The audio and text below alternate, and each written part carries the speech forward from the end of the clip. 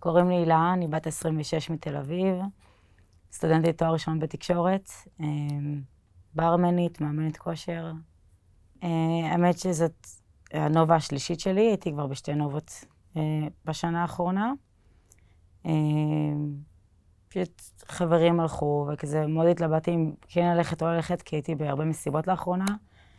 עד שחברה שלי, המנהלת כוח אדם בחברת הבר, ואמרה לי, בואי תעבדי. אז אמרתי, וואלה מגניב, אני אתחיל משמרת, לסיים כזה סט זריחה, ואלך לרקוד.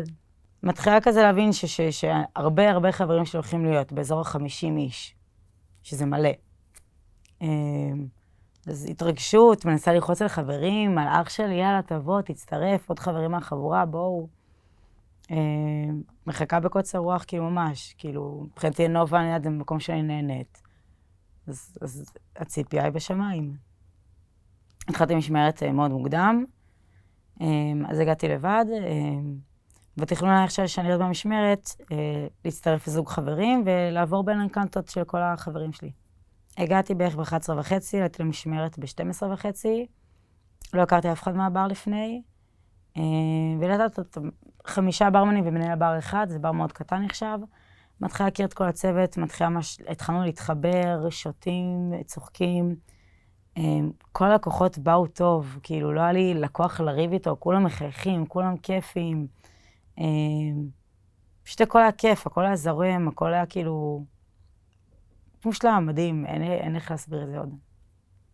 כאילו באזור 3 כזה, ראיתי שאני קצת שיכורה, והכי לא מתאים לי, אמרתי לעצמי, הילה, לא תתאפסי, לכי מתי תסיימי את המשמרת, תנסי להתפקח. אז הפסקתי לשתות אלכוהול, שתיתי רק מים, ירדתי גם להפסקת אוכל.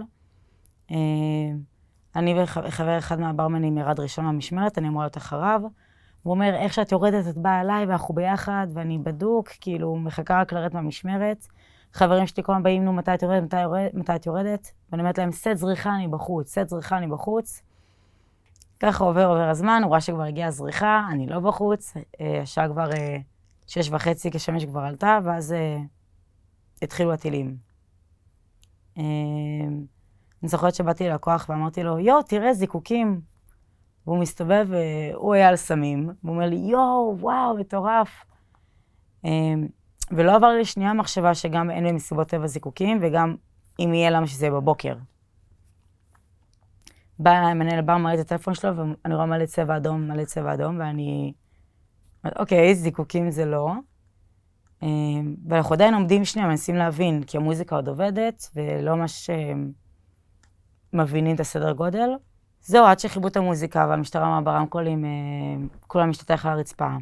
אז אני ועוד ברמן שהייתי, פשוט השתתחנו בתוך החץ של המקררים, השתתחנו על הרצפה איזה רבע שעה, עד שמנהל בר צורח, תעזבו את המקום, תברחו. ואני אומרת לו, אבל מה עם הכסף? כי זה שעה לגיטימית, כי מבחינתנו זה רק טילים, והקופה מלאה בכסף, והטיפים שלנו שם. והוא אומר, על זה אין הכסף, פשוט תרוצי. וכשהוא אמר את זה, כאילו, הבנתי, אוקיי. אני וליון, הברמן שהייתי, הלכנו לכניסה של המסיבה, והייתה לי הרגישה פנימית מאוד, זה מצחיק כלומר, היה לי משהו מאוד שלב בפנים, משהו באינסטינקטים שלי, אמר לי, הילת שבי. אני מסתכלת עליו, אני רואה, יש בוטקה כזה שבו חילקו את הצמידים, ובפנים אנשים בוכים בהתקפי חרדה ושוכבים על הרצפה ומפחדים, ובחוץ יש 2 כיסאות, ושטח הפתוח, ואמרתי ליון, יושבים. הוא אומר לי, מה אמרתי לו? אנחנו עכשיו יושבים. מה יש לך? אמרתי לו, תקשיב, מה שבפנים אומר לי לשבת, אנחנו יושבים. ישבנו 40 דקות. טילים מעלינו, נופלים, יירוטים, הכל. ב-40 דקות אנחנו יושבים, ושקט לי, שקט, רגוע. כל כמה זמן הוא אומר לי, טוב, הילה, יאללה, בואי נשים, אני אומרת לו, לא. עד שפעם אחת הוא אומר לי, באזור 7:05, הוא אומר לי, הילה הולכים לאוטו, אני מסתכלת עליו, ואני אומרת, כן, אוקיי. פשוט באופן חד משמעי, כן. הוא מלווה אותי לאוטו שלי, אנחנו מקבלים SMS מהחברה שהיא מנהלת כוח אדם, שהיא אומרת, חבר'ה, כל מי שבמתחם של המסיבה, נא להישאר, אנחנו צריכים עזרה. שמבחינתי אני באה להישאר לעזור, כי יש מלא סחורה ומלא כסף, הם צריכים עזרה, כאילו, הרוב ברח. ואני באה להסתובב, וליון תופס את היד ואומר לי, את נכנסת עכשיו לאוטו, את לא חוזרת. אמרתי לו, אוקיי, סבבה. נכנסתי לאוטו, ואז אמרתי לו, טוב, דבר איתי כשאתה מגיע הביתה, והוא הולך לאוטו שלו. איך שאני נכנסת לאוטו מתחיל להרגישה רע, אבל שחור מבפנים. משהו אומר לי לצאת מהאוטו, משהו אומר לי לא טוב. ואני יושבת 5 דקות באוטו ומנסה להבין מה אני עושה עם ההרגשה הזאת, איך אני ממשיכה מכאן, מתקשרת לאח שלי הגדול ואומרת לו, אני צריכה התייעצות, לא טוב, משהו לא טוב לי, והוא אומר לי, בסופו דבר את בשטח פתוח, אין לך מה להישאר שם. אז אמרתי, אוקיי, אני אתחיל לנסוע, כי באמת אין לי מה להישאר בשטח פתוח, אני הולך לחפש מרחב מוגן. עכשיו זה כבר 7:15. עדיין לא ידעו על מחבלים, אנחנו יודעים רק טילים. אני רואה שכל המכוניות לוקחות ימינה, ויש פקק ממש ארוך מצד ימין, ואני מחליטה משהו מה לנסוע ישר. אני זוכרת שבאתי בהלוך ישר, אני נוסעת ישר, מגיעה ממש שנייה לפני הכביש, באות הכביש, ואמבולנס מגיע, והם מוציאים אלונקם, מביאים איזה רכב מישהי, שהיא מתחילה לצרוח, אני לא מרגישה את הרגליים שלי, אני לא מרגישה את הרגליים שלי, וכל מה שעובר לי בראש זה, וואי, מסכנה, התקף חרדה, בטח היא על סמים או משהו, כאילו... לא יודעת איך רגליים קשור כל כך לסיטואציה, אבל אוקיי. איך שהם סוגרים את הדלת של האמבולנס, בא שוטר שצורח ודופק על הדלת האחורית של האמבולנס, ואומר, יש לי שוטר שירו בו, ירו לי בשוטר, ירו לי בשוטר. ואני לא מצליחה ממש, אני לא מבינה. ומגיע השוטר הפצוע, ועל ערש דווי, כולו מדמם, הכל פה חורים מירי בבטן. שולחת לאח שלי הודעה, תקשיב, משהו מוזר קורה פה, יש פה שוטר פצוע מירי. אני לא מצליחה להבין. טוב, זה קורה מצד שמאל שלי, שאני רואה גם את המחסום, אני אומרת, אני לוקחת ימינה. לא יודעת, בא משם שוטר פצוע, יש מחסום, ניקח ימינה. לוקחת ימינה עם האוטו, ואני רואה עוד פקק. ופה אני לא רואה את המחסום, אני יודעת שכבר יש, כי אמרו, אבל אני לא רואה אותו. ואלפי מכוניות, ממש מלא. ואז מתחילים לרוץ אנשים שצורכים, יש מחבלים, יש מחבלים, יש מחבלים. אוקיי. מאיפה אתם יודעים, איך שמעתם, מה מדובר. והתחלתי לפחד, כי הבנתי שאני לבד באוטו. אין איתי אף אחד. חברים שלי, אני יודעת שהם תקועים בפקק מאחוריי, כאילו עוד חברים כזה מפוזרים, חלק בדרך למרחבים מוגנים, ואני לבד באוטו. ואז הגיע השוטר שהתחיל לצרוח, כולם יצאת מהרכבים להתחבא. אני יוצאת מהאוטו ומתחילה לשמוע צרורות של יריות, על צרורות, וזה בא מלפניי, כי מהכיוון שאני אמורה לנסוע אליו. כיוון דרום.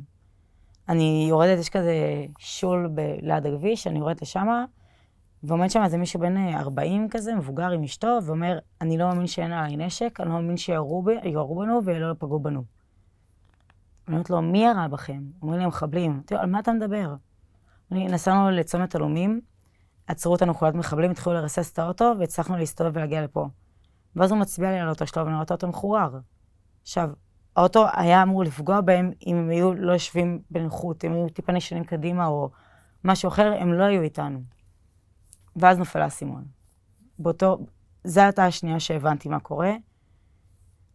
אני חוזרת לאוטו, כי ממש אנשים צריכים משרה, ואז מגיע מהצד מדרום רכב צבאי, שהיו בו 2 חיילים, שהמשטרה אמרה לכל המכוניות להזיז את הרכבים לשולי הכביש, כדי שהרכב יצליח להגיע. אז שמתי את הרכב והתחלתי כזה לחזור לכיוון המסיבה, על הכביש, ועוד עוד פעם, הצרורות מתקרבים, ועכשיו אני התחילה לשמוע אותם גם מאחוריי, גם מכיוון צפון. זה לא רק מדרום פתאום. אני מתיישבת כזה עם עצמי, לא מבינה מה לעשות. במקרה השותף שלי עובר מולי עם חברים שלו. אני התחילה לצרוח לו בר, ומאז חברנו ביחד ולא התנתקנו יותר, היינו 4. ישבנו כתחבנו מתחת לעץ, שזה לא באמת מחבור, ראו הכל. לא היה פואנטה, זה נטו כדי להרגיש טיפה בטוח. ואנחנו לא מבינים מה לעשות, לא מבינים מה קורה, מנסים, הקליטה גם לא טובה, כי בסופו של דבר מדובר על 4,000 איש שמנסים לתקשר עם המשפחה שלהם בו זמנית. שוטר מתחיל לצרוח, כולם לרוץ, כל מי שברגל לרוץ לכיוון מזרח, וכל מי שעם אוטו לנסוע מזרחה. אנחנו מתחילים לרוץ את 100 מטר, ואז ממש אנשים חוזרים למכוניות ומצליחים לצאת עם מכוניות. אני מסתכלת על השותף שלי ורז חבר שלו, ואנחנו כולם עושים כן עם הראש, ורצים חזרה לכיוון המכוניות. אני לבד באוטו עם 3 באותו אוטו. מתחיל לנסוע אחרי 50 מטר, אני רואה את השותף שלי יוצא מהרכב ונכנס לאוטו שלי, והוא אומר לי, את לא לבד, אני איתך, כאילו, נתחלק לזוגות. אוקיי, סבבה. מגיעים 100 מטר, אותה נקודה שבה עצרנו ברגל, מגיעים עם האוטו, והפקק עומד. אין לך לאן לזוז, מצד שמאל צוק, מצד ימין שטח חקלאים, בורות, ויש לי יונדאי i10, זה לא רכב שיכול לסחוב. ואנחנו כל מיני חלונות פתוחים כדי להבין מאיפה הם באים. והירי גם מתחיל לשמוע מכיוון מערב. זה מה שכאילו, צפון, דרום, מערב, הכל יריות. הטילים נהיו רעש לבן. זה כל הזמן מצחיק אותי שאני אומרת, אני כבר לא שמעה את הטילים. מבחינתי, אני התעלמתי מהטילים, וכל מה שניסיתי להבין זה מאיפה הירי בא. כמה הם קרובים.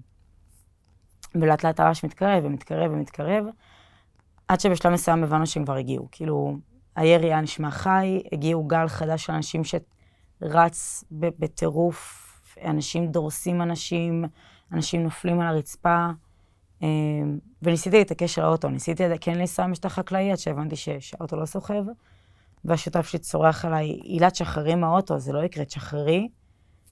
החלטתי לעזוב את האוטו, לקחנו את הטלפונים שלנו והתחלנו לרוץ. לא יודעת למה, שנייה כזה הסתובבתי לאחור, להסתכל מה קורה. פשוט אנשים כזה נופלים אחד אחרי השני. הסתובבתי חזרה, התחלנו לרוץ, ומאותו רגע לא הסתובבתי יותר לאחור. הגענו לנקודה שאנחנו רואים פרדס מולנו, ואני ובר מסתכלים אחד שני ועושים פשוט, לא מדברים, פשוט עושים לא עם הראש, וממשיכים לרוץ לכיוון מזרח. אחרי 50 מטר אנחנו מוצאים עצים, כזה ערימת עצים שנכנסים פנימה, עם עוד איזה 20 אנשים, אנחנו יושבים, ושנייה אנחנו באמת עוצרים לחשוב, אני אומרת לו, בר, מה עושים? אופקים בשליטה של מחבלים, זה כבר אמרו לנו משפחות. המחבלים כבר פה. אנחנו צריכים להישאר פה להתחבא, אנחנו צריכים להתעקש על האוטו, כן ללכת לכיוון אופקים, מה נכון לעשות? ואין שוטרים, ואין חיילים, אנחנו מרגישים לבד, זה פשוט, אחת התחושות שאני הכי זוכרת זה החוסר אונים והלבד, אני הרגשתי לבד, שאף אחד לא יבוא לעזור לי. והחוסר אונים שאתה לא יודע מה הבחירה הנכונה, מה נכון, איך תציל את עצמך ואת הסובבים שלך. התקשרתי לחברה שלי, שאלתי אותה איפה היא אומרת לי שהיא במיגונית. אנחנו לא ידענו מה קרה למיגוניות, אבל עוד חבר אמר לי שהוא כבר בדרך באוטו, הצליח לברוח. ככה מתחילה לעשות טלפונים, להבין מה קורה עם כל החברים. חלק לא עונים, חלק עונים. אני בואו שבסדר, כולם בורחים, אז הגיוני שהם לא יענו. ככה המשכנו ללכת לכיוון מזרח, שכל 50-100 מטר אנחנו עוצרים שנייה, מנסים להבין מה לעשות, איך לעשות, מדברים עם המשפחה, מנסים לשמוע מאיפה הירי מגיע. כל פעם שזה נשמע שזה מתקרב, מתחילים עוד פעם לדפוק ספרינט. יצא שהלכנו בערך 4-5 שעות, 20 קילומטר. לא היה ליווי משטרתי, היינו 2 שוטרים איתנו, שהקשר שלהם לא עבד. הגיע מסוק חצי שעה האחרונה של ההליכה, שכל הזמן אנחנו בחוסר ודאות של כאילו, האם אני הולכת לקראת המוות שלי? כאילו, אמרו לי, אופקים זה היישוב הבא, ואופקים בשליטת מחבלים, ואתה לא יודע. שעה לפני סיום ההליכה הצטרף עוד שוטר שאמר, חבר'ה, המושב הבא זה פטיש, הוא נקי עם מחבלים, אתם הולכים לשם. התחלנו ללכת לשם, כשהגענו, הגיעה משפחה מהממת שלקחה את הרבייה שהיינו לבת שלה, והתחבאנו שמה. תוך כדי, אנחנו מנסים להבין מה קורה בכל העוטף, כל השבים מסביבנו, מה קורה בבית. כל המשפחה, החברים, הטלפון לא מפסיק לצלצל. ואנחנו פשוט מנסים להבין מה קורה, מה המצב, איפה אנחנו. אחרי הצבע האדום הראשון הגיע מישהו שגר ביישוב, הוא בשורה הראשונה מול הגדר כניסה, והוא אומר, הרגע חלפו 2 טנדרים, שכל טנדר 7 מחבלים, ופשוט עברו מול היישוב והמשיכו הלאה. ואת אומרת, אוקיי, זה שהם המשיכו הלאה ועכשיו נצאנו, זה לא אומר שהם לא יחזרו. ואנחנו נשארים בבית, והם נועלים את כל הדלתות וסוגרים את התרסים והחלונות, ואנחנו לא יודעים איך אנחנו יוצאים מפה, האם נצאים פה, אולי אנחנו צריכים לעשות פה לילה בכלל. התחילו חברים להתקשר ולומר שיש מהמתנ"ס של פטיש הסעות לבאר שבע, אבל באותו זמן הגיעה מחלקה של צה"ל, שהתפזרה בכל היישוב כדי לעשות את אפקט ההפתעה למחבלים, אז גם הם ביקשו מאף אחד לא לצאת מהבתים, אז אין לנו גם איך להגיע להסעה. יצאנו החוצה לחצר שנייה, להבין מה אנחנו עושים, ופתאום עבר מולי אוטובוס. רצתי לכביש, פתאום קפצתי מול האוטובוס, שאלתי אותו, אתה אוטובוס לבאר שבע? הוא אומר לי, כן, אתה במסיבה? אמרתי לו, כן, הוא אומר לי, תעלו זריז. זהו, עלינו לאוטובוס. משם לקחו אותנו לבאר שבע, פיקוד העורף אסף איתנו פרטים. מתנדב מלאך מבאר שבע, לקח אותנו את ארבעתנו ביחד עם האוטו שלו הפרטי לתל אביב. הגעתי הביתה, אני חושבת, רק באזור 7:30 בערב. זו הייתה הפעם הראשונה שבכיתי, אני חושבת שלא הקלתי עד הרגע שהרגשתי באמת בטוחה.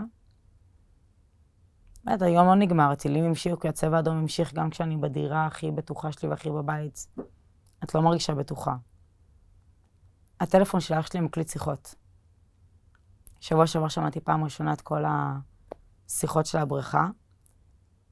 הייתי הכי מונוטונית שאפשר. שזה ברמה שאנשים אומרים לי, הילה, את גם לא היית את. הייתי, כמו שאני מדברת לך עכשיו, ככה דיברתי. אני מפחדת, יש פה מחבלים, אני לא יודעת מה לעשות, וזה הכל. אין בכי, אין רעד, שליטה מוחלטת והבנה של הסיטואציה. כן. מה קורה אם לא הייתי נשארת לשבת במתחם של המסיבה 40 דקות? מה קורה אם, כמו הרבה אנשים, הייתי עולה על אוטו ישר כדי לנסוע הביתה למרחב מוגן? אני לא רוצה לדעת. כאילו, יש הרבה מים בראש. לטובה ולרע. במהלך הבריחה, התקשרתי חלק ענו לי, שהגענו לפטיש כבר התחלתי את השיחות הרציניות.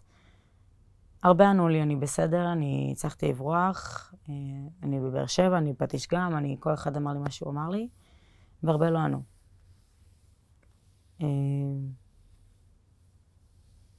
והתחילו לצאת הודעות נהדרים. הראשונה הייתה לירון ברדה. היא הייתה מנהלת בר, המנהלת של כוח אדם, דרכה הגעתי לעבודה. ואני כבר הבנתי שהיא נרצחה לפני. הידיעה שהיא שלחה בשבע את ההודעה של בואו תעזרו, והיא נשארה במתחם, כבר הצלחתי להבין. באותו יום, אם אני לא טועה, באותו יום למחרת כבר הודיעו לנו שמצאו את הגופה שלה. 6 חברים נהרגו, 3 חטופים. המנהל בר שלי גם חטוף. כן, אין כל כך אופטימיות כבר בתקופה הזאת. זה כאילו, יצא סרטון של חברה שלי שאנסו אותה ואז רצחו אותה ולקחו את הגופה שלה לעזה. זה לא נגמר.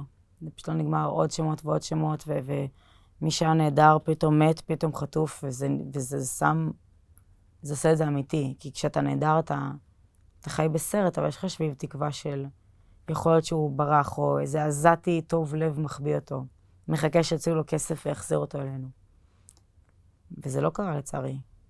כאילו כל הנהדרים או חטופים או הרוגים. כן. בשבוע הראשון לא נתתי לכאב שלי מקום. זה היה איך לי יש זכות שיקב לי ואני אהיה עצובה ואני אבכה כשאני בחיים. כשלא אנסו אותי, כשלא חטפו אותי, שלא ראיתי את הרצח ואת האונס מולם, לא נשארתי במתחם של המסיבה, לא חוויתי מה שחברים שלי חוו. לא הייתי במיגונית. ברחתי בזמן, זה באמת ברחתי בזמן בשנייה הנכונה, אז לא נתתי מקום לכאב, וזה הכניס אותי עוד יותר לרע. היום אני במקום שיותר נותן מקום לכאב. יש לי התקפי חרדה שבאים לידי ביטוי בהתקפי בכי, אני פשוט יכולה לשבת שעות ולא להפסיק לבכות, פשוט כל היום בוכה, הרבה ניתוקים מהמציאות וניתוקים רגשיים. אני יכולה לשבת בסביבה שמוקפת אנשים ופשוט לבעוט באיזה נקודה בחלל ולא להיות פה. שזה לא בהכרח שהראש יחשוב על משהו, זה פשוט אתה לא פה. כל צליל וסאונד יכול להקפיץ ולהביא צבע אדום עושה רע, לא נכנס למיגוניות. יצא כבר כמה פעמים שפשוט נשארתי לעמוד ברחוב, כאילו לא יקרה. אני לא נכנס למיגונית. יש לי חברים ששרדו במיגונית וחברים שלא, ואני יודעת מה קרה להם. אני נוסעת, גם כשאני נוהגת, אני חייבת להיות עם חלונות פתוחים כדי לשמוע מאיפה הם באים.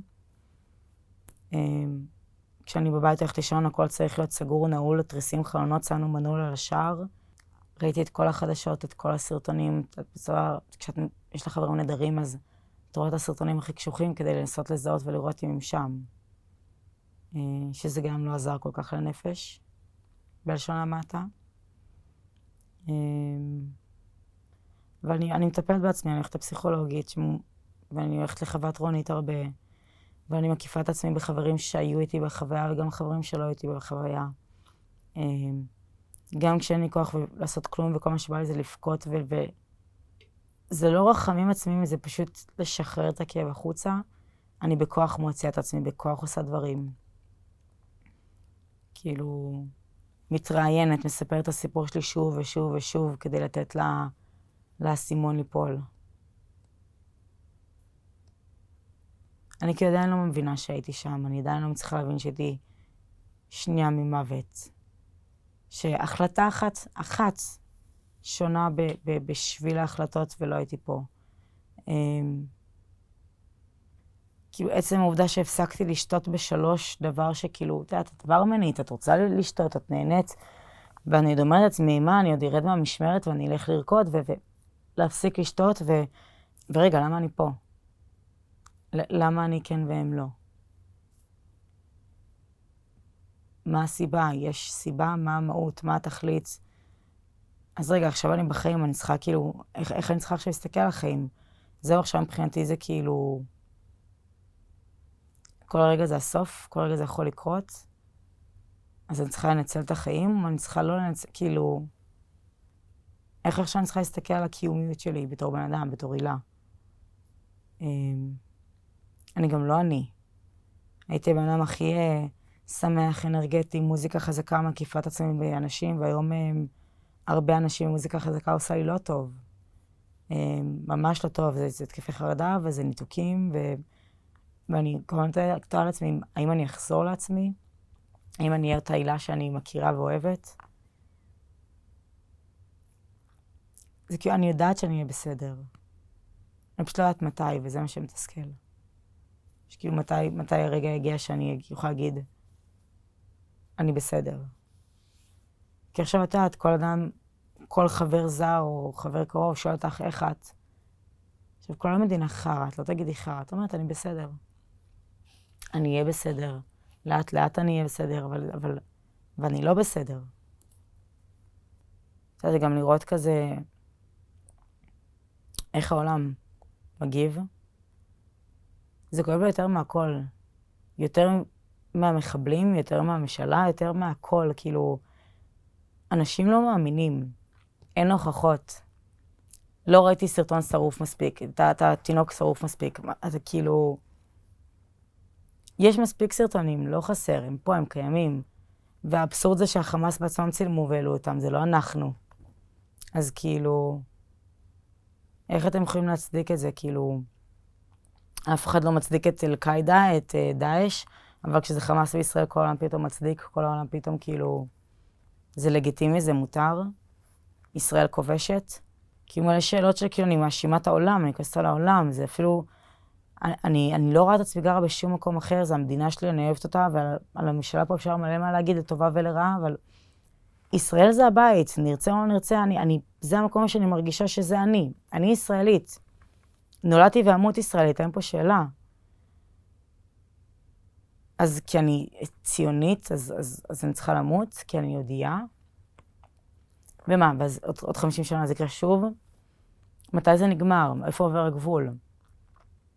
כמה אנחנו צריכים להוכיח שאנחנו חפים מפשע?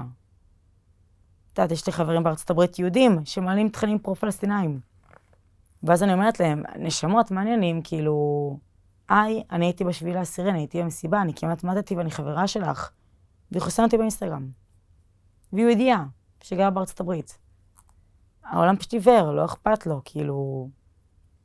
אני חושבת שזה מה שגם גורם לי להכיל לקושי הנפשי והמנטלי שלי, הידיעה שאנחנו לבד.